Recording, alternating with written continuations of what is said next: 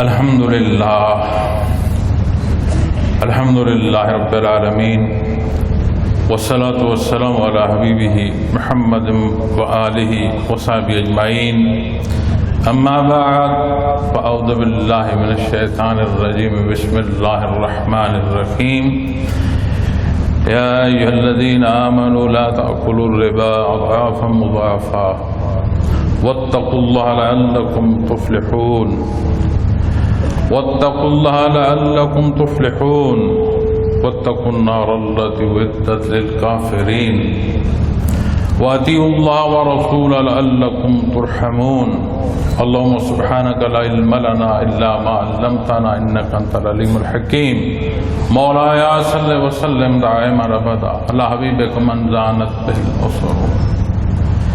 میرے انتہائی قابل احترام صاحب مجازین سلسلہ عالیہ، قابل احترام مہمانان گرامی،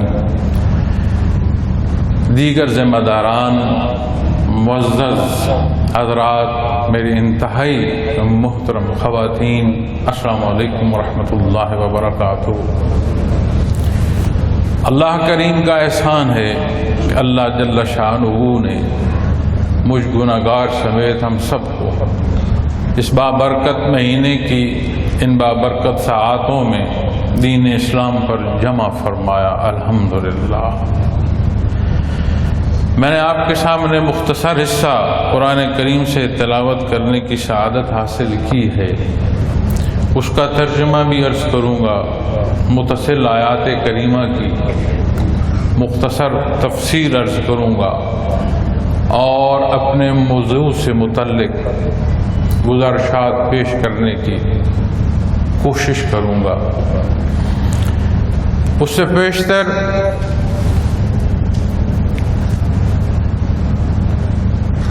ہمارے دو معزز ذمہ داران آپ سے اپنا درد دل بانٹ رہے تھے. اللہ کریم ان کے یہ الفاظ قبول فرمائے. ایک پہلو جو محبت کا ہے، جو عقیدت کا ہے، جو لحاظ کا ہے، ایک جو رشتہ ہے. اب رشتے کے مختلف نام بے شمار پہلو ہو سکتے ہیں، لیکن معزز خواتین و حضرات، رشتے میں جان کیفیت اور حال سے ہوتی ہے، اور جو کیفیت کو الفاظ میں بیان کرنے کی کوشش کرتا ہے اس میں کس قدر وہ کامیاب ہے یہ تو اس کا حال اور اس کے الفاظ جانے. لیکن میں یہ نہیں سمجھتا اس حال سے قطعی طور پر سامعین واقف ہو سکیں تاکہ ان کے سینے میں بھی اسی طرح کا چراغ رہو.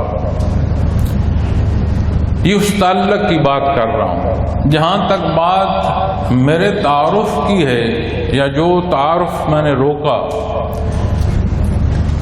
چونکہ ہمارا عمومی نظم ایسا ہے کہ ہمارے پروگرام دو حصوں میں چلتے ہیں. ایک حصہ پہلا اور دوسرا حصہ جس میں نعت مبارک کے ساتھ ایک آخری بیان ہوتا ہے. اور اکثر یہ کوشش ہوتی ہے اور اللہ کا شکر ہے، اس کی برکت ہے کہ ہمارے جو پروگرام ہیں ان کا انعقاد عین وقت پر ہوتا ہے. تو میں کچھ وقت پہلے جو انہوں نے مجھے دیا اس حوالے سے میں پہلے حاضر ہوا کہ جو وقت یا لمحے یہاں آپ کے ساتھ بیت جائیں وہ خوب ہیں. تو میں بھی آپ کے ساتھ آپ کے پہلے سیشن میں حاضر ہوتا ہوں. تو بات تعارف کی کر رہے تھے جس سے میں نے روکا. بڑا سادہ سا تعارف اور جس ذات کے لیے ہے اس کی ذات علیم ہے کہ کوئی نحیف کمزور کاوش اس کے حضور قبول ہو جائے تو ہر شے اس ایک بات میں آخر رہ جائے.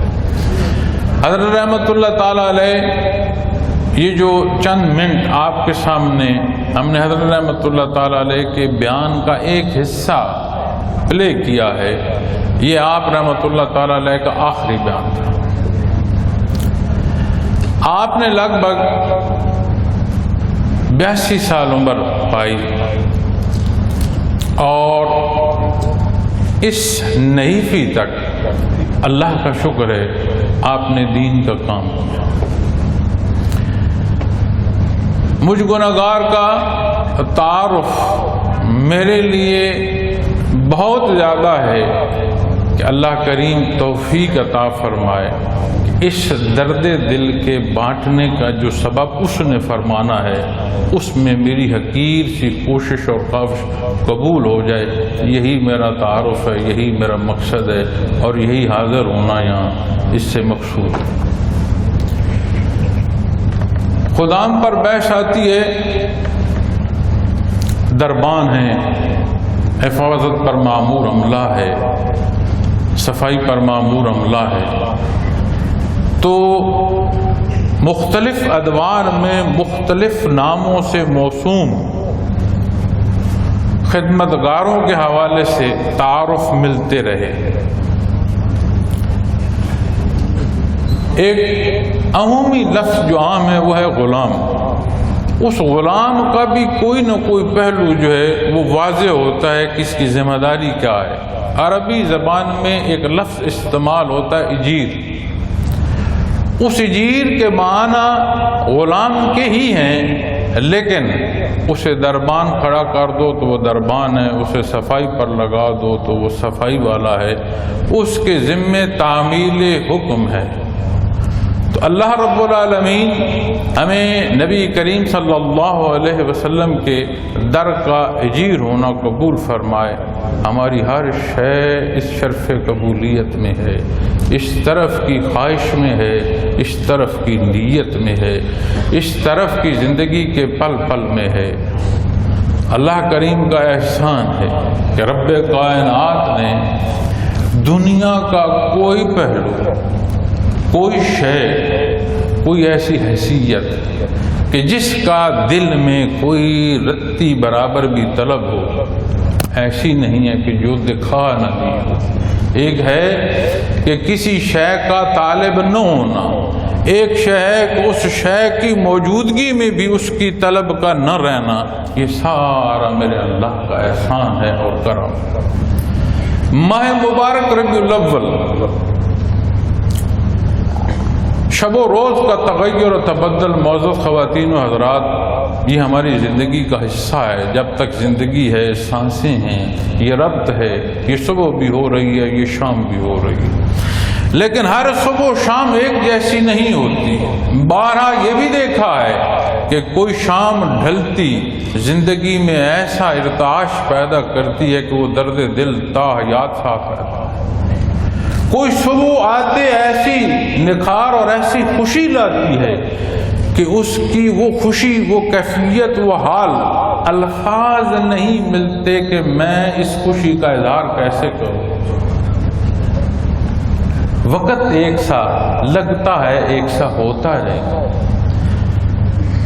ہر شے اس عالم خلق کی اپنی فرصت پوری کر رہی ہے۔ یہ طلوع غروب ہمیں لگتا ہے ایک جیسا ہے، لیکن ہر طلوع، ہر غروب اپنی جو اس کی فرصت ہے اس کا ایک طلوع غروب پورا کر رہا ہے۔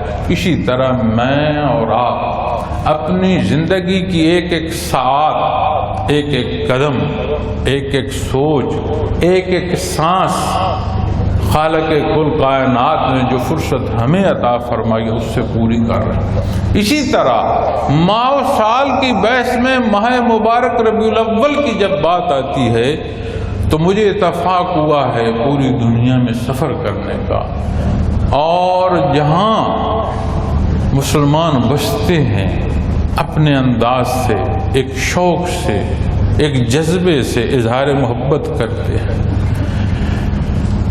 عموماً آپ نے موضوع ولادت باسعادت سنا ہوگا۔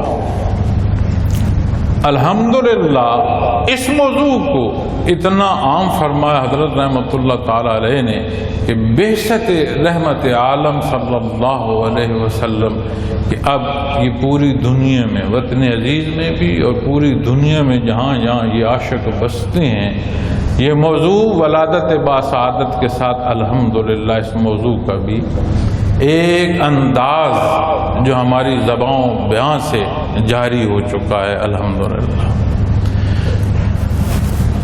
کہیں کسی طرح کے بھی کوئی حالات پیدا ہوں تو اس کا اثر ہر کونے میں جاتا ہے۔ میں اور آپ یہاں روبرو ہیں، اس حال کا جو موسم ہے جہاں میں بیٹھا ہوں، جیسا موسم یہاں ہے، جیسے آپ تشریف رکھتے ہیں وہاں ہے، جیسا وہ آخر میں ہمارے احباب کھڑے ہیں ان تک جو موسم ہے ایک جیسا ہے۔ اس کی روشنی، اس کی رہنمائیاں میں بھی دیکھ رہا ہوں، آپ بھی مستفید ہو رہے ہیں۔ اگر اس کی یہ خنکی گھٹ جائے اور گرمی ہو جائے تو جہاں میں نے اس گرمی کو محسوس کرنا، اس میں اس کے دوسرے کونے پر بیٹھے ہوئے شخص نے بھی محسوس کرنا۔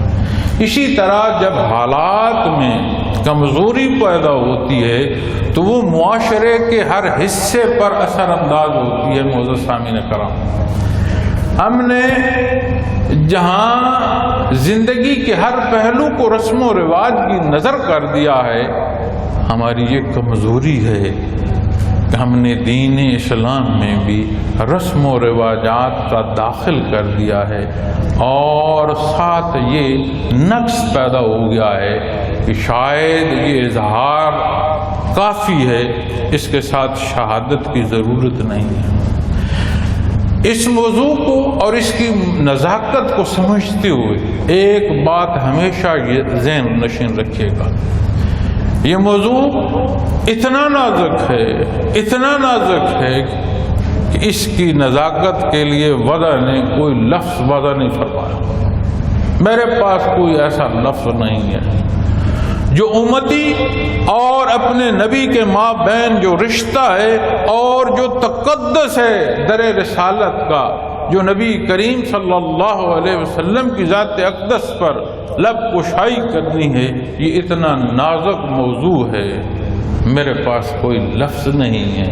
ہاں، وہ حدود و قیود جو رب کائنات نے کلام ذاتی میں بیان فرمائی ہیں، چونکہ میرے اللہ نے اپنے حبیب صلی اللہ علیہ وسلم کا جہاں تعارف ارشاد فرمایا ہے، وہاں آپ سے جو تعلق ہے اس کی حدود و قیود بھی بیان فرما دی۔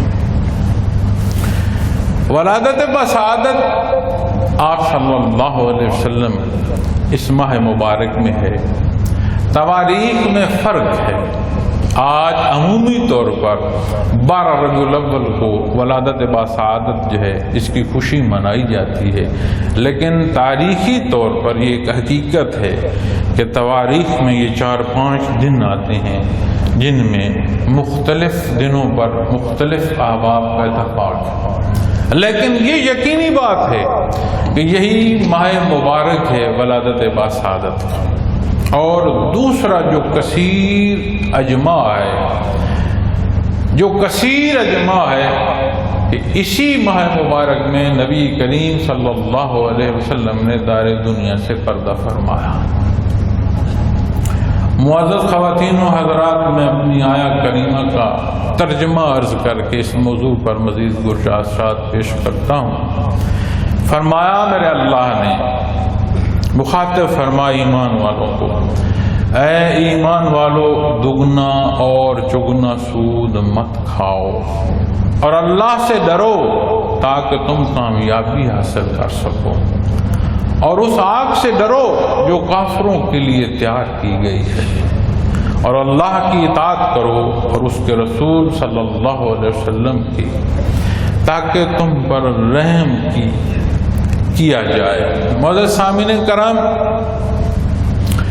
ہر سال یہ کوشش کی ہے، حضرت جی رحمۃ اللہ تعالی علیہ نے حکم دیا، آپ نے خود بہت خوبصورت بیان فرمایا، یہ جو وقت گزرے گا مشائخ اعظام کی جو تحقیق ہے اس سے جتنا مخلوق استفادہ حاصل کرتی جائے گی اتنی اس کی اہمیت سے واقف ہوتی چلی جائے گی۔ آپ نے جو کچھ بیان فرمایا، جو کچھ تحریر فرمایا، آج بھی بلکہ آپ کی حیات مبارکہ میں بھی لوگوں نے اس پر ڈاکٹریٹ کی اسناد لی۔ ہماری بڑی جتنی یونیورسٹیز ہیں ان میں آپ کے ان موضوعات پر آپ کی ذات سمیت سرچ موجود ہے۔ لیکن یہ جو زمانہ طول لے گا، کہیں کسی سینے میں کوئی تڑپ ہوگی، کوئی چاہت ہوگی، تو اس راہ پر اٹھنے والے قدم کو جب یہ رہنمائیاں میسر آئیں گی تو اس کی اہمیت کے لیے شاید اس کے پاس الفاظ نہ ہو۔ تو ولادت و سعادت رب کائنات جب یہ ارشاد فرماتا ہے کہ وما ارسلناک الا رحمۃ للعالمین، کوئی شے بچتی نہیں، بحیثیت مسلمان نہیں، بحیثیت بشر نہیں کہ اس نائب کی بات کی جائے۔ ایک ذات خالق ہے، باقی جو کچھ ہے وہ مخلوق ہے، اور اس مخلوق کا ہونا ہم تو صبح و شام کے چلنے کو دیکھتے ہیں، ہر شے اللہ کی رحمت ہے، اور رب کائنات نے آپ صلی اللہ علیہ وسلم کو مخلوق کی نسبت اپنی رحمت کا سبب ارشاد فرما دیا۔ یہاں باتیں، بحثیں، الفاظ ساتھ نہیں دیتے معزز سامعین کرام۔ پھر یہ جو آج میں نے جو تلاوت کا شرف حاصل کیا، یا ایھا الذین آمنوا، یہ وہ رشتہ ہے جو امتی کو آقا نامدار حضرت محمد رسول اللہ صلی اللہ علیہ وسلم سے نصیب ہوتا ہے۔ اس رشتے میں کوئی نہیں پوچھتا کہ تو قریشی ہے کہ غیر قریشی ہے، تو عربی ہے کہ تو عجمی ہے، کوئی نہیں پوچھتا تو کالا ہے کہ تو گورا ہے۔ تیرے پاس دنیا کی دولت، جاؤ جلال، لشکر ہے کہ تو بنفس نفیس ایسا کہ تجھے تیری جیسی مخلوق بلانا پسند نہیں کرتی، کوئی پیمانہ نہیں، کوئی حدیں نہیں، ایک ہی ہے کہ وہ یہ دعویٰ اور اس حق کو پالے، لا الہ الا اللہ محمد رسول اللہ۔ اسے وہ رشتہ عطا فرما دیتا رب کائنات جو تمام مخلوق سے ہٹ کر ایک امتی کا ہے، جو بحیثیت ایک ایمان یافتہ فرد کے اسے اپنے حبیب سے عطا فرما۔ یہ وہ شرف ہے، یہ وہ عطا ہے کہ اللہ کی وہ مخلوق جو گزر چکی اس پر بھی یہ شاہد ہوگا قیامت کے دن۔ یہ مولوی صاحب نہیں کہہ رہے، یہ پیر صاحب نہیں کہہ رہے، یہ کلام ذاتی بیان فرماتا ہے۔ آپ صلی اللہ علیہ وسلم سے یہ رشتہ کب نصیب ہوگا؟ اس کی ابتدا کیا ہے؟ اس رشتے کا جوڑ کیا ہے؟ جب میں نے کلمہ طیبہ پڑھا، جب عمر عزیز 40 سال کے لگ بھگ پہنچے اور وحی الہی آپ پر نازل ہوئی، آپ نے مخلوق کی تربیت، مخلوق کی وہ آشنائی جو انہیں خالق سے درکار ہے، جب اس فریضے کی ادائیگی شروع فرمائی تو پھر یہ رشتہ امتی کا مخلوق کو نصیب ہوا۔ حضرت آدم علیہ السلام کو اللہ کریم نے بغیر ماں باپ کے تخلیق فرمایا، اور حدیث شریف ہے آپ صلی اللہ علیہ وسلم نے فرمایا کہ حضرت آدم علیہ السلام ابھی گارے اور مٹی میں بیچ میں تھے، یعنی پوری تخلیق نہیں ہو چکی تھی، تو آپ نے فرمایا میں اس وقت بھی اللہ کا نبی تھا۔ آپ کی ذات امام الانبیاء ہے۔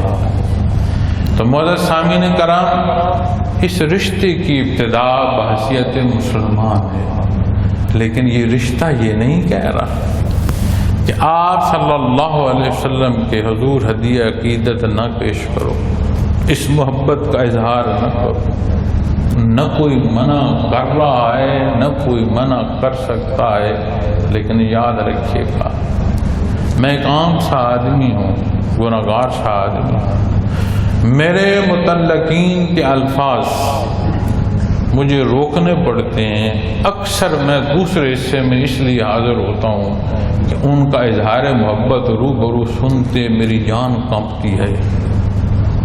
تعارف اس لیے روکا کہ میں نہیں چاہتا کہ وہ الفاظ، وہ ان کی محبت میں اس طرح روبرو سنوں تو مجھے خوف آتا ہے۔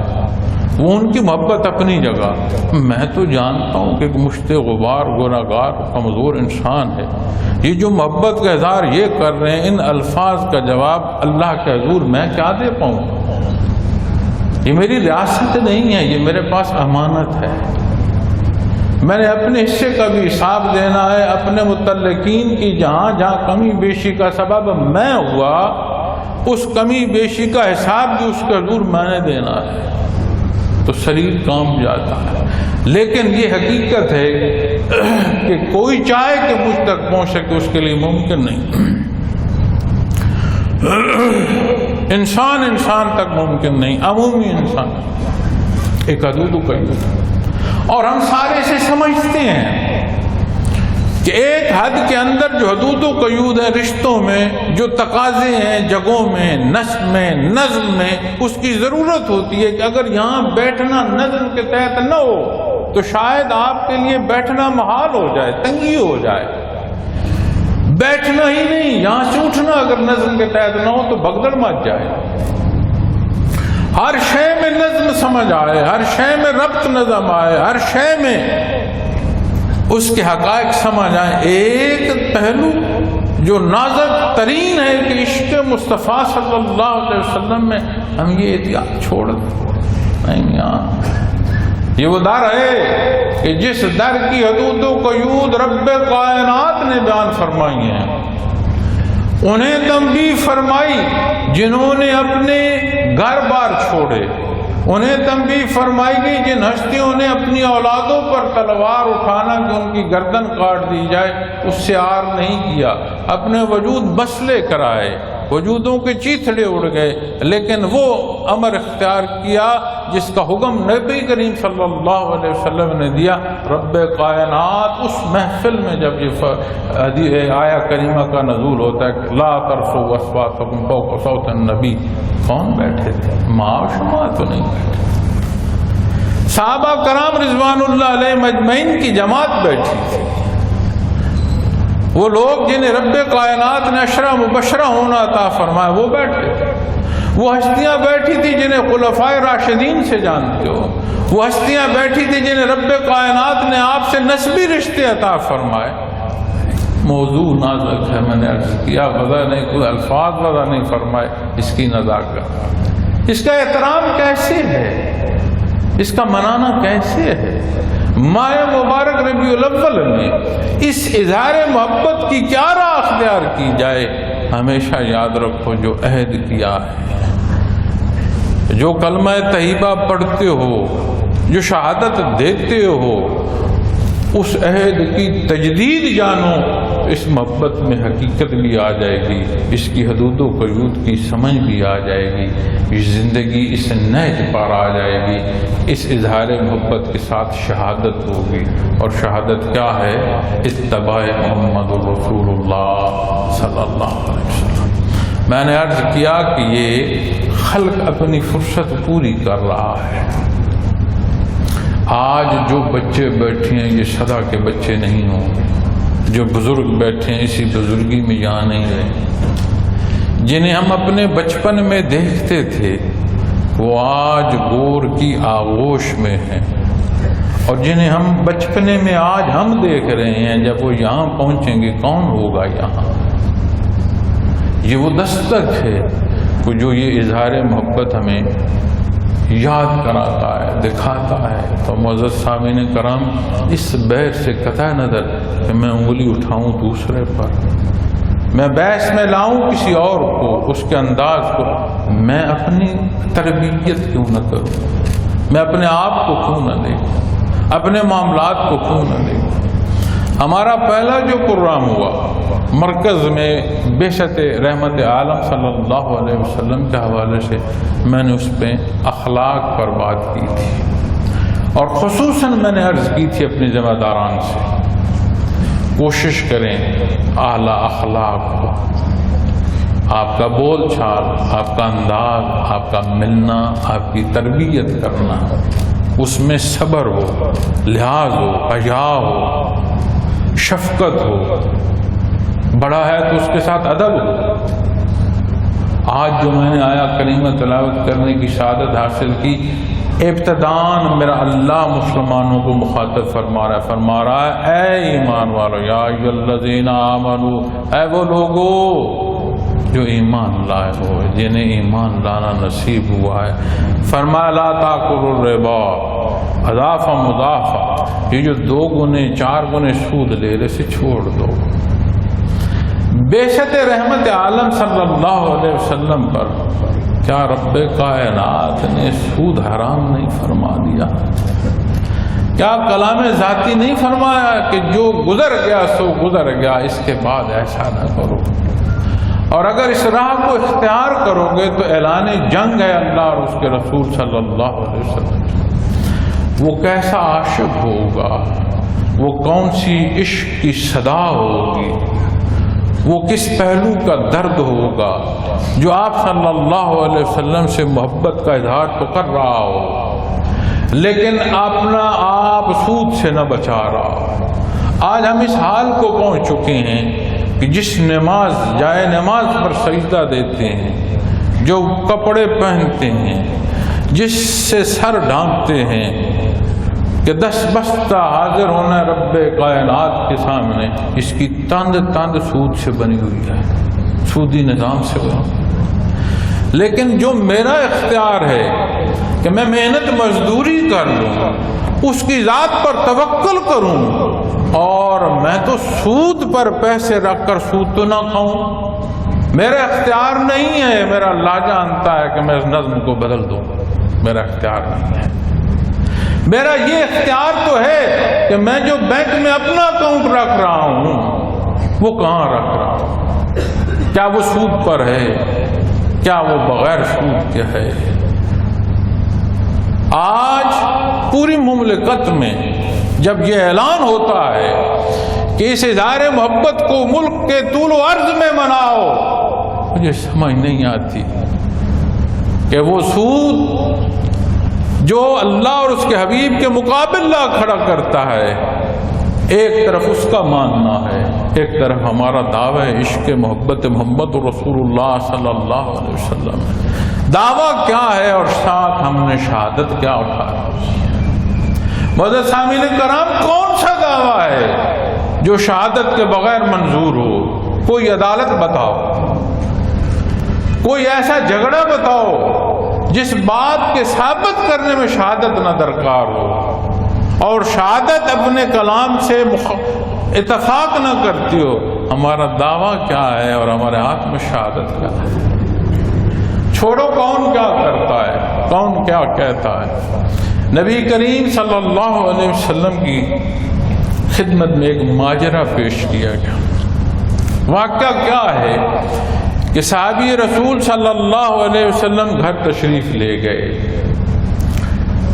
آپ نے کچھ کھانے کا چاہا، گھر میں کچھ نہ تھا، کوئی ایک لقمہ نہ تھا۔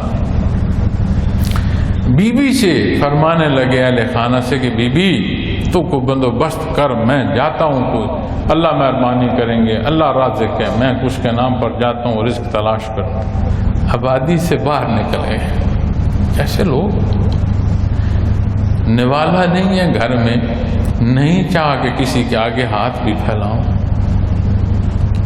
آبادی سے باہر جنگل میں نکل گئے، گھومتے رہے باہر جنگل میں۔ بی بی نے کیا کیا؟ دیکھو توکل کی بات، بی بی نے چکی کی صفائی کی کہ جب اللہ کا نام لے کر گئے، اللہ رازق، اللہ رزق عطا فرمائے گا، تو جو کچھ آئے میں اسے پیس سکوں۔ تندور کو جا کر صاف کیا، پھر بیٹھ گئی کہ ابھی آئے نہیں، تو اللہ کے حضور دعا کرنے لگی، یا اللہ تو ہی رازق ہے، تو سب فرما۔ وہ پلٹ رہے ہیں، بی بی اٹھ کر چکی میں دیکھتی ہے تو چکی کے پڑ سے آٹا جو اس کی گرد آغوش سی بنی ہوتی ہے وہ آٹے سے بھر چکی ہے۔ پرت کر تندور کی طرف گئی. تندور میں جتنی گنجائش روٹیوں کی تھی اتنی روٹیاں لگی ہوئی ہیں. اتنے میں میاں داخل ہوئے تو انہوں نے پوچھا کہ بی بی کیا ہوا، کچھ ہوا، کچھ سبب بنا؟ یعنی میں بھی گیا تھا سبب کے لیے، کوئی پیچھے ایسا چیز آ گئی کچھ ہو؟ تو انہوں نے فرمایا کہ دیکھو چکی آٹے سے بھری ہوئی ہے، تندوری گنجائش بھر روٹیوں سے پر ہے کہ میرے اللہ نے عطا فرمایا. حیران ہوئے، از خود ایسے ہوا، اللہ نے یہ نہ فرمایا. آپ نے جا کر چکی کو اٹھا کر دیکھا، ہلا کر دیکھا اس کے پڑ کو کہ یہ دانے کہاں سے آ رہے. گھر نے کھانا کھایا، نوش فرمایا. یہ واقعہ لے کر نبی کریم کے حضور حاضر ہوگی. یا رسول اللہ صلی اللہ علیہ وسلم ایسا ماجرا پیش آیا ہے. آپ مسکرائے، آپ نے فرمایا اگر تو چکی کا پڑ نہ اٹھاتا تو یہ چکی قیامت تک آٹا دیتی رہتی. کیا تھا؟ کچھ نہیں تھا. کسی کو کہا نہیں. خامد اٹھے جنگل کو چل دیے، بی بی اٹھی اس نے سبب صاف کیے. یہ اپنے اللہ پر بھروسہ ہے. بھروسہ کہاں سے ملے گا؟ یا ایھا الذین آمنوا، اس رشتے سے. یہ جو بندگی کا رشتہ ہمیں نصیب ہوا اس کا سبب امتی کا رشتہ ہے. اس امتی کے رشتے کے اصول و ضوابط پر انحصار ہے بندگی کا. ہم کہتے ہیں پیر صاحب، ہم کہتے ہیں بڑے صاحب، ہم کہتے ہیں مولانا. جب قیامت قائم ہوگی معزز سامعین کرام، حدیث شریف میں آتا ہے 3 لوگوں کا حساب سب سے پہلے ہوگا. پہلا بندہ لایا جائے گا، اسے فرمایا جائے گا کہ میں نے تجھے دنیا کی ہر شے دی، اتنی نعمتیں دی، اتنی حیثیت دی، تو نے کیا کیا؟ ورد کرے گا بار الہ میں نے تیری خاطر اپنی جان دے دی. اور وہ شہید ہوگا دنیا کا کہ اس نے اللہ کی خاطر شہادت وقت تک پہنچا. اللہ کریم فرمائے گے تو جھوٹ بول رہا ہے، تو نے گردن میرے لیے نہیں کٹائی، اپنے نام کے لیے کٹائی، اپنے قبیلے کے لیے کٹائی، اپنی ناموری کے لیے تو نے گردن کٹائی. اب یہ وہ معاملہ ہے کہ جسے مخلوق نہیں جانتی. اس کے نام پر جس نے گردن کٹائی اس کا معاملہ اور اس کے اللہ کے مابین پہلا جس کا حساب ہوگا وہ یہ بتاؤ. فرمایا جائے گا تو نام چاہتا تھا، تو مشہوری چاہتا تھا، تجھے دنیا میں جتنی تو چاہتا تھا اس سے زیادہ دے دی گئی. پھر دوسرا بندہ لایا جائے گا معزز سامعین کرام، اسے یہی فرمایا جائے گا اور اس نے زندگی دینی علم کے حصول میں اور قرآن کریم کے شغف میں زندگی بھر بسر کی ہوگی. وہ عرض کرے گا کہ بار اللہ میں نے دین کے حصول مخلوق تک پہنچانے اور تیرے کلام میں زندگی بسر کی. فرمایا جائے گا تو جھوٹ بول رہا ہے، تو چاہتا تھا تیرے جیسا عالم کوئی نہ ہو، تو چاہتا تھا مخلوق مانے کہ تو بہت بڑا عالم ہے، تیری تعریف ہو کہ تو بڑا قرآن پڑھتا ہے، تو جو چاہتا تھا تجھے دنیا میں اس سے زیادہ دے دیا گیا ہے. پھر تیسرا بندہ آئے گا، اس تیسرے کا جو حساب ہوگا اسے فرمایا جائے گا یہی پہلو کہ تمہیں اتنا کچھ عطا کیا گیا، اور وہ دولت مند ہوگا. وہ فرمائے گا، عرض کرے گا بار الہ جس راہ کو تو پسند کرتا اس راہ پر میں نے یہ خرچ کیا. اس کے جواب میں جانتے ہیں کیا شرط؟ فرمایا جائے گا تو جھوٹ بولتا ہے، تو چاہتا تھا کہ تیری تعریفیں ہوں کہ تو بڑا سخی ہے، تو تیری بے شمار تعریفیں ہوں. یہ جو حصہ خاشعین کا ہے، یہ جو بات کیفیت قلبی کی ہے، جس کی نشاندہی نبی کریم صلی اللہ علیہ وسلم نے نیت کے حوالے سے فرمائی ہے، یہ بڑی بنیاد ہے. ہم اپنے اندر نیت تو کرتے نہیں تو عمل تک ہم کہاں پہنچیں گے؟ اللہ کی ذات پر اعتبار مانتے ہیں، کیا وہ اعتبار ہم کرتے ہیں؟ جس نے اس کی ذات پر اعتبار کیا، قیامت میں قرآن کریم بیان فرماتا ہے کہ جب حساب دیکھیں گے نا کفار، پھر اس وقت روئیں گے، عرض کریں گے بہرحال ہم ایک دفعہ دنیا میں واپس گئے تھے، ہم وہ کچھ کر کر آئیں گے جو تجھے پسند ہے. اور ایک اور مخلوق بھی دنیا میں آنا مانگے گی. پتہ ہے وہ کون؟ جو شہداء ہیں، جنہوں نے اس کی خاطر گردنیں کٹائی ہیں. وہ بھی جب ان سے پوچھا جائے گا کہ تمہیں اور کیا چاہیے انعام کے ساتھ، بخشش کے ساتھ، عرض کریں گے بار لا ایک دفعہ میں پھر دنیا میں گئی. جو لذت تیرے نام پر گردن کٹانے کی ہے، ہمیں وہ پل پھر چاہیے. تو بڑے فاصلے ہیں کہ شہادت کا دعوے دار دنیا کا طالب ہو، روز محشر پہلا حساب اس بندے کا ہو رہا ہے. اور کہاں وہ لوگ بہر لا ایک دفعہ پھر بھی.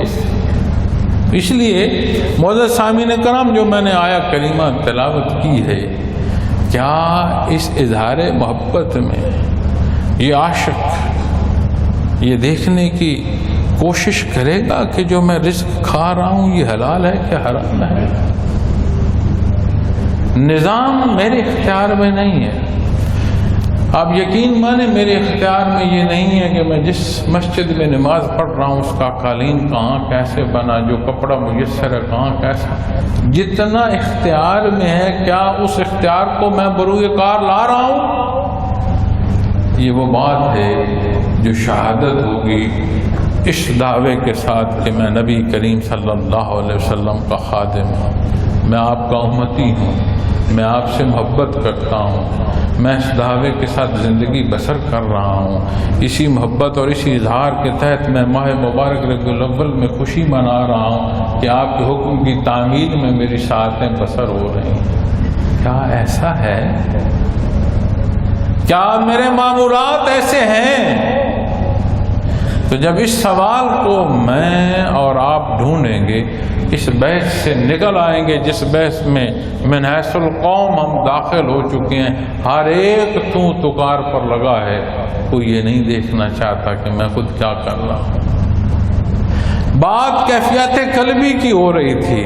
کلام ذاتی سے تلاوت کر کے آپ کو وہ بتا رہے تھے کہ الا بذکر اللہ تطمئن القلوب. تو جاؤ جلال سکھ نہیں دے رہا، مال و دولت سکھ نہیں دے رہا. میاں جتنے قدم کوئی اٹھا سکتا ہے اٹھا لے، جتنا دور کوئی نکل سکتا ہے نکل لے. ہم سے پہلے کون نکل گیا جو ہم نکل سکیں گے؟ یہ میرے اللہ کی کائنات ہے، اس میں ہوگا وہ جو اسے منظور ہوگا، ایسے ہوگا جیسے وہ چاہے گا. اپنی مرضی کو مرضیات باری تعالیٰ کے تحت کر لو. تو اگر آپ کو کوئی آگ میں بھی جھونک دے تو آگ بھی ٹھنڈی ہوگی، وگرنہ بادشاہیاں سکھ نہیں دے رہی، ہم دیکھ رہے ہیں. دولت سکھ نہیں دے رہی، ہم دیکھ رہے ہیں. بظاہر جو جاؤ جلال ہیں وہ لوگوں کو سکھ نہیں دے رہے. پاس بیٹھ کر ان کی باتیں سنو، حال دل سنو، حیران ہو جاؤ گے کہ اتنی تکلیف میں ظاہراً تو یہ اتنی قوت کا حامل ہے، اتنا اقتدار میں ہے، اتنی مال و دولت، اندر یہ حال ہے. جب قرآن کریم فیصلہ فرماتا ہے تو اس فیصلے کے خلاف جانا جو ہے وہ درست نتائج تک نہیں پہنچا. اور جب کیفیات قلبی سے واسطہ ہو جائے، نسبت نصیب ہو جائے، تو اس آیہ کریمہ کا جو ترجمہ ہے کیا فرمایا انہوں نے؟ اللہ کی یاد میں دلوں کا سکون ہے. پھر اس سے ایک آگے بری کی عرض کرتا ہوں آپ کو معزز سامعین کرام. پھر آنکھ کھلتی ہے تو سمجھ آتی ہے کہ یہ جو دلوں کا قرار ہے، اس آیہ کریمہ میں بھی یہ مقصود نہیں بیان فرمایا گیا، یہ نتیجے میں بیان فرمایا گیا ہے. الا بذکر اللہ تطمئن القلوب، دلوں کا قرار اللہ کے ذکر سے ہے. نتیجہ بیان فرمایا گیا ہے، مقصود نہیں بیان فرمایا گیا. مقصود ذات باری تعالیٰ ہے، مقصود اس کی یاد ہے، اس کا نام ہے. اس کا نام لینے سے یہ انعام ہے. یہ باریکی نہیں سمجھ آئے گی جب تک اس راہ سے واقفیت نہیں ہو. اور یہ کہہ دینا کہ جو ہم ہیں اور کوئی نہیں، بھائی ہم گناہگار ہیں، کوئی ہمارا دعویٰ نہیں ہے. اس لیے کہ جو لفظ یہاں سے بول رہا ہوں، جو بات کہہ رہا ہوں، اس نیت پر اس کا انحصار ہے کہ اس کی تعریف میرے اس الٹے موڈے پر ہو رہی ہے، کندھے پر ہو رہی ہے، یا میرے سیدھے کندھے پر ہو رہی ہے، اس کا انحصار یہاں پر ہے۔ اور کوئی لفظ ایسا نہیں ہے، کوئی حرکت ایسی نہیں ہے، کوئی اٹھی ہوئی نظر ایسی نہیں ہے جو کل پیش نہ ہو، جس کا جواب نہ دینا ہو۔ مجھے کیا ضرورت ہے کہ میں ایسی لغو بات کروں؟ کیا ہوگا؟ یہی ہوگا۔ پیر صاحب نے بڑی بات کی۔ پیر صاحب بالکل ایسی بات نہیں ہے، خطا کار گناہگار انسان ہے، اس کا کرم اور احسان ہے کہ ہمیں اس نے اپنے کلام سے نوازا، ہمیں نبی کریم صلی اللہ علیہ وسلم کی بعثت سے نوازا، ہمیں اس نے اپنی عبادت کو پیدا فرمایا، ہمیں فرصت عطا فرمائی۔ کیسا خوبصورت آج ہمیں یہ ملک عطا فرمایا، کس بے دردی سی اس کی ایک ایک سلائی ہم اکھاڑتے ہیں۔ فیصل آباد جو ہمارا شہر ہے، اس میں اکثر بنت کپڑے کی ہے، تو اس لیے یہ مثال دے رہا ہوں کہ کیا خوب ملک ہے، اور کس درد بے دردی سے ہم اس کی سود کی ایک ایک تند کھینچ رہے ہیں۔ تو کبھی ہم نے سوچا کہ میرے غلط عمل سے جہاں تک مخلوق پر تکلیف ہوگی، اس کا کیا مجھے حساب نہ دینا پڑے گا؟ بالکل دینا پڑے گا۔ تو معزز سامعین کرام، فرمایا وَأَطِیعُوا اللَّهَ وَرَسُولَهُ لَعَلَّکُمْ تُرْحَمُونَ، اللہ کی اطاعت کرو اور اس کے رسول کی، تاکہ تم پر رحم کیا جائے۔ تم یہ نہیں ہو کہ اللہ مجبور ہے تمہارے لیے، تمہیں ضرورت ہے اس کی رحمت کی، کیونکہ تم مخلوق ہو، وہ بے نیاز ہے، وہ مالک ہے۔ اس سے پیشتر جب یہ فرمایا نا وَاتَّقُوا النَّارَ الَّتِی اُعِدَّتْ لِلْکَافِرِینَ، اور اس آگ سے ڈرو جو کافروں کے لیے تیار کی گئی ہے، اس پر مفسرین کرام جب بحث کرتے ہیں وہ فرماتے ہیں دوزخ کی آگ کی جو بننا ہے یہ کفر کے نتیجے میں ہے، یہ کافروں کے لیے بنائی گئی۔ اب جو گناہ کرتا ہوا اس میں جا گرے، یہ اس کا اپنا اختیار ہے کہ اس نے اس اختیار کو کیا، وگرنہ اس کی جو تخلیق ہے وہ کافر کفر کے لیے ہے، کہ جو انکار کرے گا، جو تکذیب کرے گا، اس کے لیے وہ آگ بنائی گئی ہے۔ تو پھر فرمایا کہ اللہ کی اطاعت کرو اور اللہ کے رسول کی، کہ تم پر رحم کیا جائے۔ جب ہم اپنے معاشرے کو دیکھتے ہیں، روزمرہ کے حالات کو دیکھتے ہیں، کیا مسلم معاشرہ ایسا ہوتا ہے؟ کیا کوئی ہے بھرے حال میں بیٹھا ہوا کہ وہ کسی اپنے بچے کو بازار بھیج دے؟ کوئی بیوی کسی گھر سے بازار چلی جائے اور پیچھے جو بیٹھا اسے دھڑکا نہ ہو کہ خیر خیریت سے واپس آ جائے، کسی حیثیت کا؟ کیوں؟ یہ معاشرے انصاف اسلامی تو اس درجے کا اثر انداز ہوتا ہے کہ اس جگہ کے جو حیوانات ہیں وہ بھی تجاوز سے رک جاتے ہیں بشرط انصاف قائم۔ ہم انصاف کا قائم کرنا دوسرے پر دیکھتے ہیں، اس کی ابتدا یہاں سے ہے۔ میں اپنا آپ دیکھوں، اپنی صبح و شام دیکھوں۔ اور معزز سامعین کرام، فرمایا میرے اللہ نے وَسَارِعُوا إِلَىٰ مَغْفِرَةٍ مِّن رَّبِّكُمْ وَجَنَّةٍ عَرْضُهَا السَّمَاوَاتُ وَالْأَرْضُ اُعِدَّتْ لِلْمُتَّقِينَ، فرمایا اور اپنے پروردگار کی بخشش کی طرف اور جنت کی طرف تیزی سے بڑھو، دوڑو اس طرف جس کی چوڑائی آسمانوں اور زمین کے برابر ہے، پرہیزگاروں کے لیے تیار کی گئی ہے۔ اب زمین و آسمان کی جو مثال ہے معزز سامعین کرام، ہم چونکہ زمین کی وسعت کو دیکھتے ہیں، آسمان کی بلندی اور اس کی وسعت کو دیکھتے ہیں، اور جب زمین و آسمان سمجھ آئے تو سمجھ آتا ہے کہ بے حد و حساب ہے۔ وگرنہ تو حدیث شریف میں آتا ہے اہل جنت میں جو ابتدائی درجے کا جنتی ہے، اسے اس کا جو گھر ہوگا اس کی وسعت اس دنیا سے زائد ہے۔ تو اس طرف کا دوڑنا کیا ہے؟ ہم ساری باتیں کرتے ہیں، نماز فرائض میں سب سے بڑا فرض ہے، اس کی ادائیگی میں کھڑے ہوتے ہوئے بھی کیا یہ ضرورت ہے کہ نہیں خوراک حلال تھی کہ حرام تھی؟ فرائض میں سب سے بڑا حکم نماز کا۔ نبی کریم صلی اللہ علیہ وسلم کا فرمان کہ بے نمازی ہم میں سے نہیں، آپ نے اسے اپنے تعلق داری سے الگ کر دیا بے نمازی۔ خشوع و خضوع سے جو قیام صلاح ہے، اگر اس ایک بات کا ہم دھیان کر لیں، یقین مانو یہ ساری زندگی سیدھی ہو جائے۔ پھر یہ آگے جو میں نے حصہ تلاوت کیا آپ سے عرض کروں گا، یہ آل عمران کا ہے اور 4 نمبر رکوع سے میں نے ابتدا کی ہے، اور یہ آگے آپ چلتے جائیں گے صفحہ 1.5۔ وہ کیفیت اور حال جو انسان کو اختیار کرنے کی ضرورت ہے اس پر ہے۔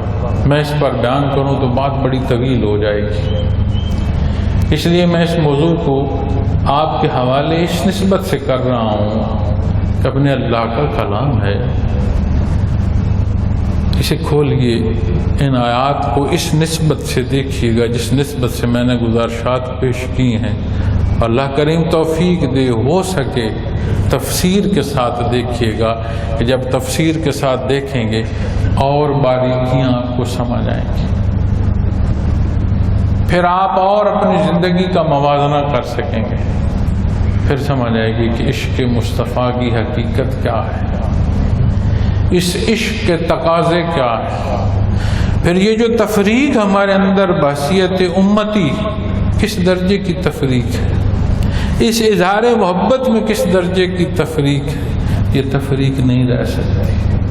اگر اس اظہار میں ہماری ذات نہ ہو، اللہ اور اس کے رسول صلی اللہ علیہ وسلم کا فرمان ہو، تو یہ جو جھگڑا ہے یہ ختم ہو جائے۔ یہ جو قومیت پر بحث ہے، یہ جو زبان اور علاقے پر بحث ہے، یہ نہیں رہے۔ کیوں؟ نظریہ قوم بناتا ہے، قبیلے پر آئیں گے تو تقسیم پر جائیں گے، نظریے پر آئیں گے تو نظریہ قبائل کو جمع کرتا ہے اور قوم بناتا ہے، اور نظریہ کیا ہے؟ دین اسلام۔ جب اس پر آؤ گے تو ہر ایک اپنے مقام پر بھی آئے گا، ہر ایک اپنے حصے کی ذمہ داری کی جو ادائیگی ہے اس کے احساس تک پہنچے گا۔ نہیں تو پھر جو انداز زندگی کا چل رہا ہے، ہم بھی اپنے زمین پر اٹھانے والے قدم پورے کر رہے ہیں، اللہ کی اس ہوا سے جو آکسیجن ہمارے حصے کی ہم وصول کر رہے ہیں، اور جب حصہ ختم ہوگا تو دنیا سے ہم چلے جائیں گے، لیکن بات ختم نہیں ہوگی۔ کیوں؟ اس سارے کا حساب دینا ہوگا، وہ پنڈورا ساتھ ہوگا جس طرح زندگی بسر کی۔ پھر معزز سامعین کرام،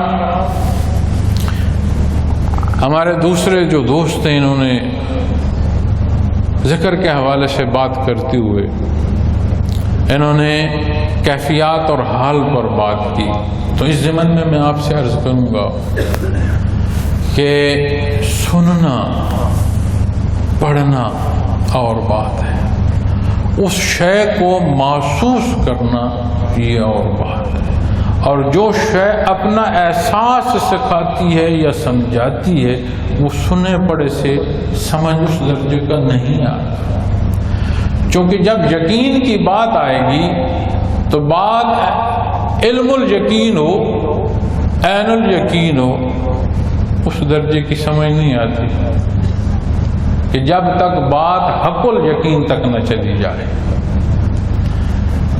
عین الیقین کیا ہے؟ علم الیقین کیا ہے؟ کہ ہمیں معلوم ہے آگ جلاتی ہے، ٹھیک ہو گئی، کہ اس سے جل جاتا ہے۔ عین الیقین کیا ہے؟ کہ ہم نے دھواں اٹھتا دیکھا، آگ جلتی دیکھی، ہمیں یقین ہو گیا ہاں آگ ہے، کوئی شاید جلا رہی ہو۔ حق الیقین کیا ہے؟ آگ میں جا کر کھڑے ہو جو سمجھ آ جائے گی آگ کیسے جلاتے ہیں۔ جو آگ میں ہے، جو اسے آگ کی حقیقت کی سمجھ ہے، وہ دیکھنے سننے سے نہیں آ سکتا۔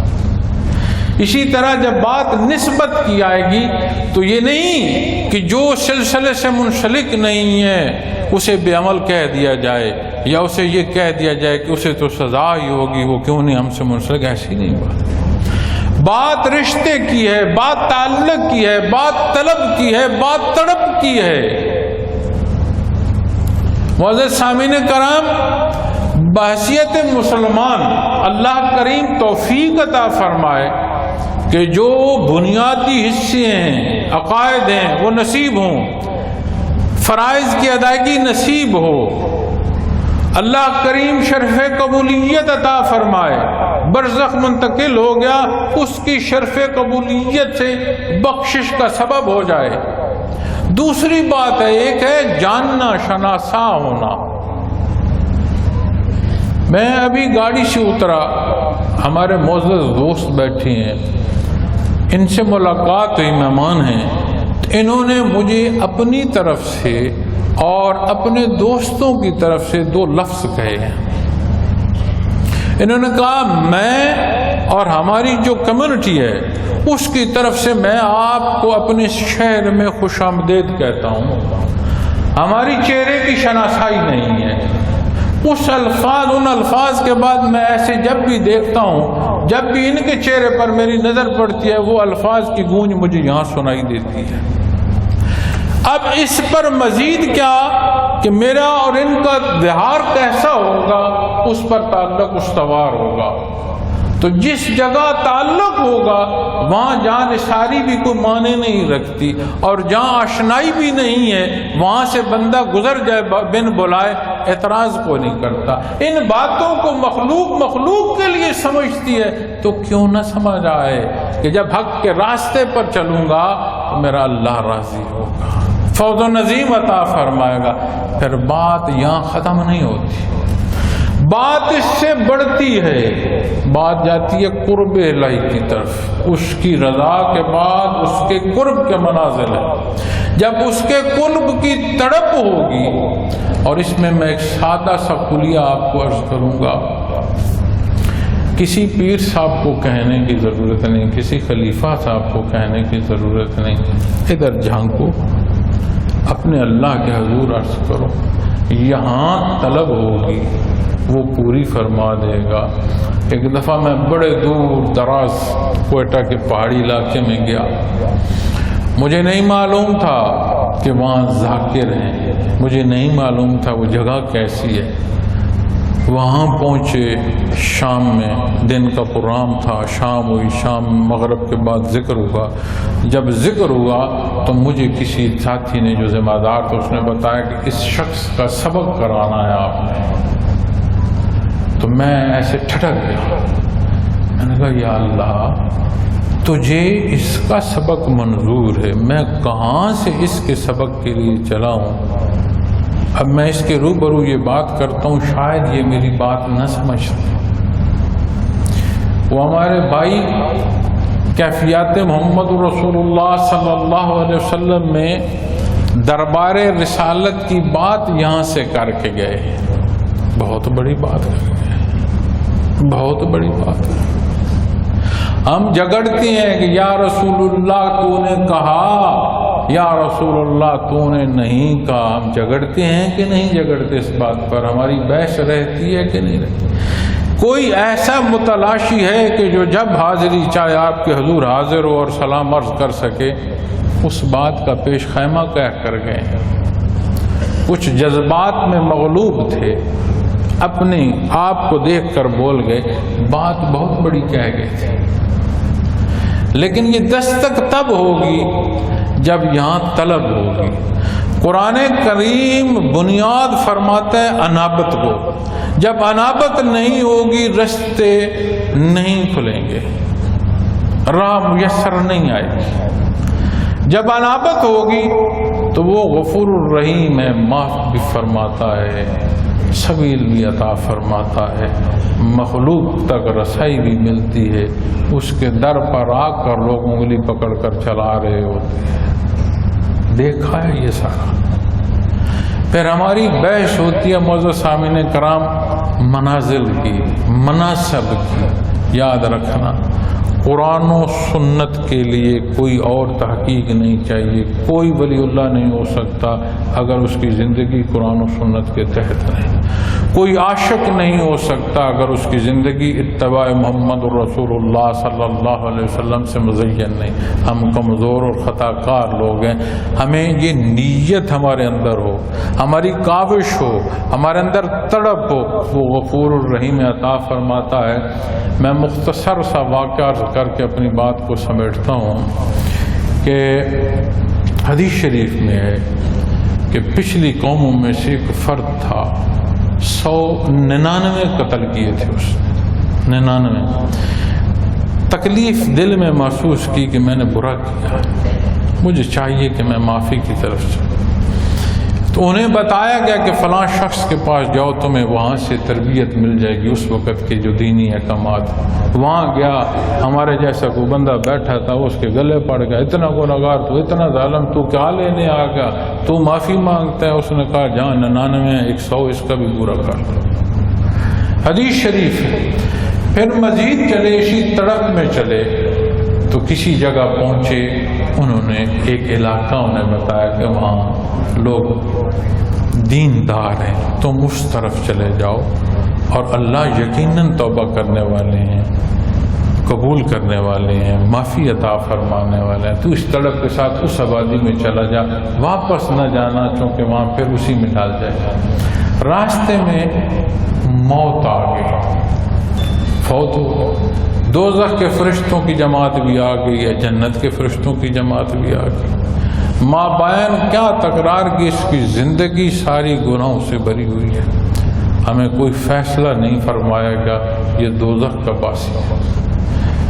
جنت کے فرشتے کہتے ہیں یہ توبہ کی طرف چل پڑا ہے، تم اسے کیسے لے جا سکتے؟ تو جو فیصلہ انہیں اللہ نے عطا فرمایا وہ یہ، اس کی زمین کو ماپ لو، جس طرف کا فاصلہ کہ اگر اچھوں کی طرف قریب ہو گیا ہے تو اسے فرشتے بخشش والے لے جائیں، اگر اس کا فاصلہ ادھر زیادہ ہے اور پیچھے کم ہے برائی کی طرف تو دوزخ والے اٹھا لیں۔ بعض روایات میں یہ بھی ملتا ہے کہ اللہ نے زمین کو حکم دے دیا کہ جس طرف اچھائی کا فاصلہ ہے وہ اسے قریب کر دے، اور جو برائی کا ہے وہاں سے اسے دوری مل جائے۔ اس کی بخشش حدیث شریف ہے، کوئی واقعہ ایسے نہیں سنا رہا، مفہوم عرض کر رہا ہوں، لفظ کا فرق ہو سکتا ہے، مفہوم کا فرق نہیں ہو سکتا، حدیث شریف۔ لیکن ایک بات یاد رکھیے گا، ہم یہ سمجھتے ہیں کہ شاید تارک کو دنیا ہو دیا جائے، کام چھوڑ دیا جائے، یہ دین، ایسی بات۔ نبی کریم صلی اللہ علیہ وسلم سے کسی نے عرض کی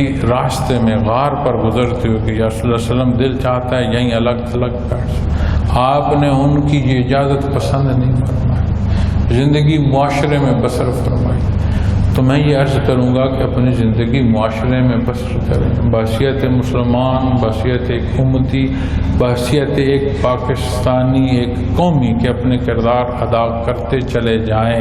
اس چیز کو نہ دیکھیں کہ نتائج کیا ہوں گے۔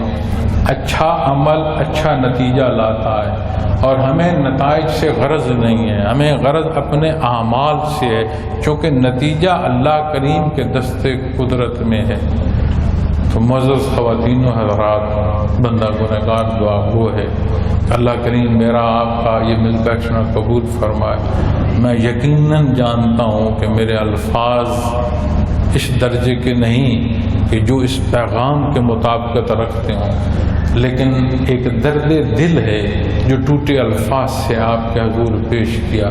یہ دعا کرتا ہوں کہ اللہ میرے اس درد میں سچائی بھی عطا فرمائے، اس درد کی تقسیم کو قبول فرمائے، ہمارے یہ سینہ در سینہ درد بڑھتا جائے۔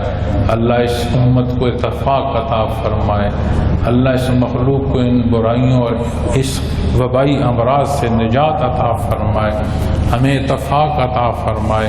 یہاں تشریف لانے والے مرد و خواتین کا ایک ایک قدم قبول فرمائے، ہمیں آپس کی وہ محبت اور وہ جذبہ عطا فرمائے کہ ہم ایک ایک گھونٹ پر لڑ رہے ہیں، ایک ایک نوالے پر لڑ رہے ہیں۔ اللہ ہمیں وہ جذبہ عطا فرمائے کہ سانس ٹوٹتی ہے تو ٹوٹ جائے، یہ پانی کا گھونٹ میرا بھائی پی لے۔ تو ایک ہی راہ ہے، اپنے آپ کو دین اسلام پر پابند فرمائیں۔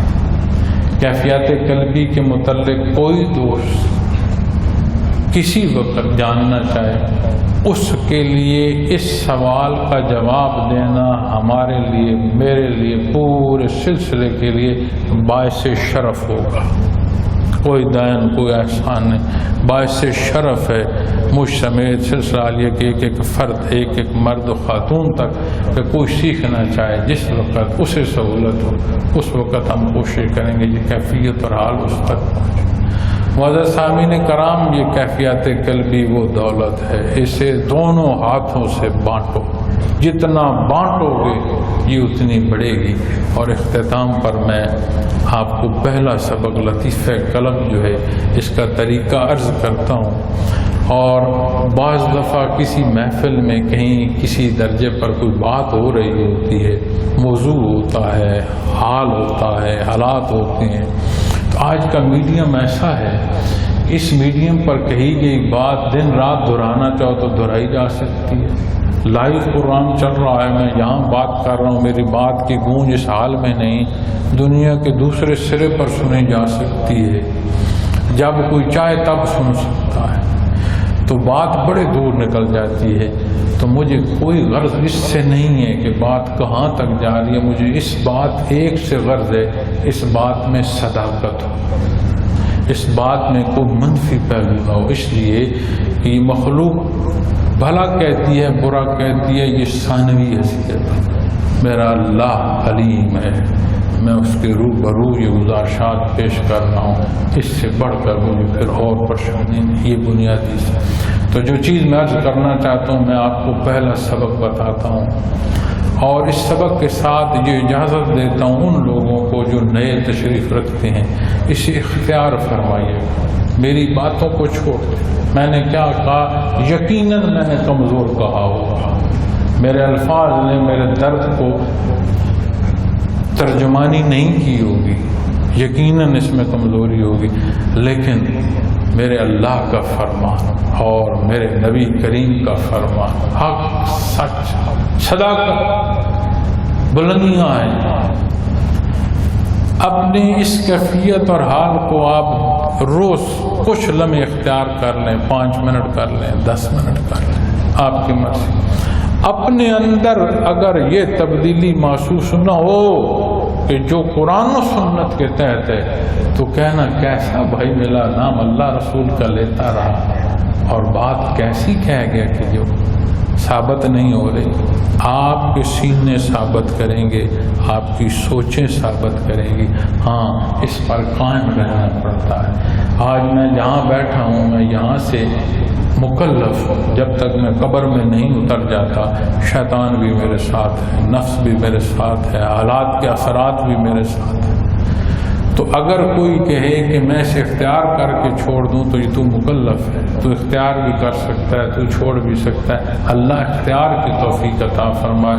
تو اسے دن میں کسی وقت اختیار کیجیے گا، انشاءاللہ زندگی قرآن و سنت کے تحت ڈھلتی آئے گی، اور قرآن و سنت کے تحت ہے اور ترقی ہوگی، خشوع خضوع نصیب ہوگا، تعلق معلّہ نصیب ہوگا۔ اور یہ جو جھگڑا ہے نا، یا رسول اللہ کہتے ہو کہ یا رسول اللہ نہیں کہتے ہو، وہ درجہ حاضری کا نصیب ہوگا کہ زبانیں گنگ ہو جائیں گی، زبانیں ساتھ نہیں دے پائیں گی۔ نہ جاننا اور بات ہے، جب جان نہ جائے پھر بات اور ہو جاتی ہے، زبانیں گنگ ہو جاتی ہیں۔ اللہ کریم قبول فرمائے۔ طریقہ ذکر خفی، پاس انفاس، سلسلہ نقشبندی اور ویسیوں میں جو طریقہ ذکر بتایا جاتا ہے، اسے پاس انفاس بھی کہتے ہیں، ذکر خفی بھی کہتے ہیں۔ پاس انفاس سانسوں کے ساتھ متوجہ اللہ، قبلہ رخ ہو کر بیٹھیے گا، پوری توجہ اپنے دل پر رکھیے گا، زبان نہیں، منہ بند رکھیے گا، خیال سے کہ جب سانس اندر آئے تو آپ خیال کیجئے کہ لفظ اللہ سانس کے ساتھ آتا ہے اور دل کی گہرائیوں میں اترتا ہے، دل کی گہرائیوں میں۔ سانس واپس آئے تو خیال کریں لفظ ہو باہر آتا ہے اور دل پر آ کر ضرب کرتا ہے۔ یہ اس کا طریقہ یہ میں نے سانس کا لینے کا جو انداز، جو میں نے وجود کو حرکت دی، یہ ذریعہ ہے، مقصد نہیں، مقصد صرف اللہ کا۔ تو یہ چند سانسیں لیجئے، کوئی دن ضائع نہ ہو، سانسیں تو ویسے لے رہے ہو، آہستہ آہستہ اللہ کے نام سے مزین ہوتی چلی جائیں گی۔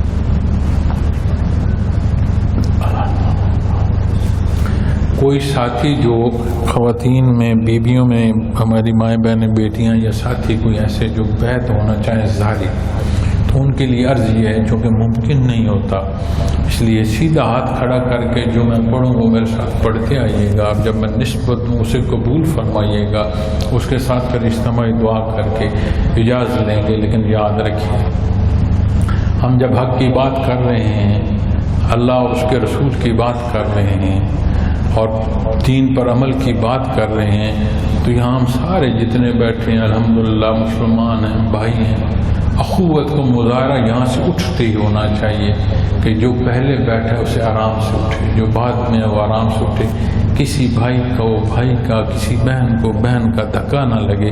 اگر ہمارا یہ اٹھنا بیٹھنا بھی شہادت نہیں دیتا تو پھر ہم جمع کس مقصد کو؟ تو میرے ساتھ بیعت والے زاری جو ہے سیدھا ہاتھ رکھ کے میرے ساتھ پڑھتے ہیں، سبحان اللہ والحمد للہ ولا الہ الا اللہ واللہ اکبر ولا حول ولا قوۃ الا باللہ العلی العظیم، استغفر اللہ ربی من کل ذنب واتوب الیہ، اشہد ان لا الہ الا اللہ اشہد ان محمدا رسول اللہ۔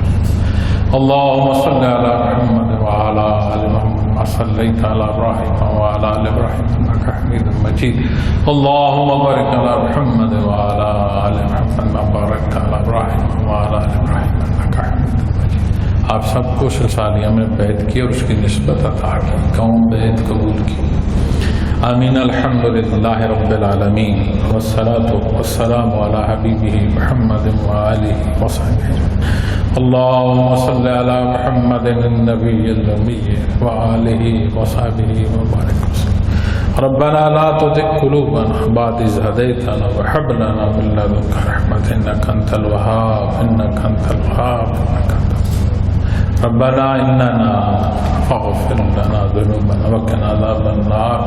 ربنا آتنا في الدنيا حسنة وفي الآخرة حسنة وقنا عذاب النار۔ بہرحال ہم کمزور اور خطا کار ہیں، ہمارے حال پر رحم فرما، یا اللہ ہمیں معاف فرما دے، یا اللہ تیرے حبیب کی محبت میں جمع ہیں، یہ جمع ہونا قبول فرما، ہمارے ہر ساتھی، ہمارے ہر بہن، ہر بیٹے بھائی کا یہاں آنا قبول فرما، یا اللہ منتظمین کی ایک کاوش کوشش قبول فرما، ہماری غلطیاں معاف فرما، یا اللہ تو غفور الرحیم، ہمیں اپنی محبت عطا فرما دے، نبی کریم صلی اللہ علیہ وسلم کی محبت عطا فرما، دین اسلام کی سمجھ عمل کی توفیق مخلوق تک پہنچانے کی استعداد عطا فرما دے۔ اے میرے اللہ ہمارے والدین کی حفاظت فرما، اے میرے اللہ ہماری حفاظت فرما، اے میرے اللہ ہماری اولادوں کی حفاظت عطا فرما، اے میرے اللہ ہمارے ساتھ وہ معاملہ نہ فرما جس کے ہم اہل ہیں، ہمارے ساتھ وہ معاملہ فرما بار اللہ جو تجھے سزاوار ہے، یا اللہ دار دنیا مشکل ہے اسے سہل فرما دے، اس امت کو اتفاق عطا فرما دے، مخلوق کو اس بیماری سے نجات عطا فرما دے، یا اللہ تو غفور الرحیم اس وطن عزیز کی حفاظت فرما، ہم نے اپنے حصے کے کردار کی ادائیگی جو ہے اس کی توفیق عطا فرما، باراللہ تو غفور الرحیم ہے، ہمارے معاشروں کو اسلامی معاشرہ بنا، یا اللہ تو غفور الرحیم ہے، اس عشق مصطفیٰ کی اس دعوے میں وہ صدق عطا فرما جو ہماری گور تک ہمیں پہنچائے بحالت ایمان، یا اللہ تو غفور الرحیم ہے، تو غفور الرحیم ہے، ہم اپنا آپ نہیں جانتے، اپنی ضروریات نہیں جانتے، تو مالک کل کائنات تو علیم ہے، تو غفور الرحیم ہے، اپنے در سے اپنے حبیب کے صدقے ہم پر رحم فرما، باراللہ ہمارے جتنے احباب ہیں ان کی جو خواہشات جو دعائیں ہیں جو شرعی حصے ہیں بار الہ ان کے قبول فرما لے۔ تو غفور الرحیم ہے میرے اللہ، مجھ خطا کار سے جو غلطی سرزد ہوئی، دانستہ نادانستہ مجھے معاف فرما۔ یا اللہ تو غفور الرحیم ہے، میرے ہاتھ پر رہ۔ یا اللہ یہ امانت ہے، اسے صدق سے پہنچانے کی توفیق عطا۔ یا اللہ میرے مشائخ نے ٹوٹتی سانسوں تک تیرا نام، یا اللہ میری سانس تیرے نام پر ٹوٹے۔ رب یسر ولا تعسر وتمم بالخیر وتمم بالخیر۔ الہی برحمت حضرت محمد رسول اللہ صلی اللہ علیہ وسلم، الہی برحمت بکر صدیق رضی اللہ عنہ، بصیر رحمت اللہ تعالی، الہی برحمت رب داؤد طائی رحمت اللہ تعالی، جنید بغدادی رحمت اللہ، خواجہ عبید اللہ حرار رحمت اللہ، درمان جامی رحمت اللہ، محمد صالح رحمت، سان العارفین خواجہ دین مدنی رحمت اللہ، عبد الرحیم رحمت اللہ، کلزم فیضات حضرت مولانا ریار خان رحمت اللہ تعالی، رحمت قاسم فیضات حضرت امیر محمد اکرم، وصلی اللہ تعالی علی خیر خلقہ وآلہ وصحبہ اجمعین برحمتہ۔